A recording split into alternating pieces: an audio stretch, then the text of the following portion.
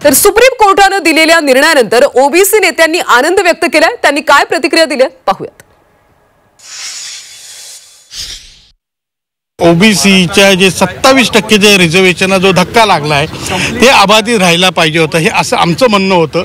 बाकीचे पण काही पेटिशन होते त्यांचंही होतं आणि मग शासनाने तेच सांगितलं की भाटिया कमिशनच्या आधी जे काही इलेक्शन झालेले होते आणि त्या इलेक्शनमध्ये जे आहे 27%चं जे आरक्षण जे आहे त्या पद्धतीने जे घेतलं गेलं होतं त्याच पद्धतीने आत्तासुद्धा जे आहे येणारे हे इलेक्शन जे आहे सर्व लोकल बॉडीच्या घेण्यात याव्यात असा जो आहे निर्णय माननीय सुप्रीम कोर्टाने दिलेला आहे।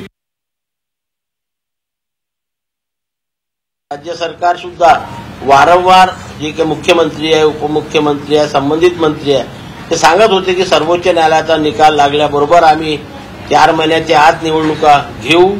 तर त्यांच्याही मताप्रमाणे झालेला आहे आणि जनतेच्या मताप्रमाणे झालेला आहे आणि म्हणून 4 महिन्याच्या आत या निवडणुका पार पाडून 27% आरक्षणाप्रमाणे ओबीसीला प्रत्येक स्थानिक स्वराज्य संस्थेमध्ये प्रतिनिधित्व मिळेल आणि ओबीसी समाजाला न्याय मिळेल।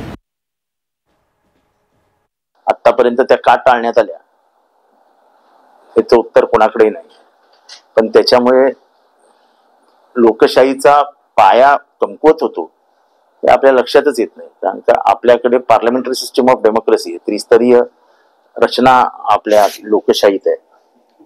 जिल्हा परिषद, ग्रामपंचायत, विधानसभा, लोकसभा अशा पद्धतीने आपण वरती जातो, पण खालचा स्तरच नाहीसा करून टाकला होता। त्याच्यामुळे प्रचंड भ्रष्टाचाराला सामोरे जावं लागलं।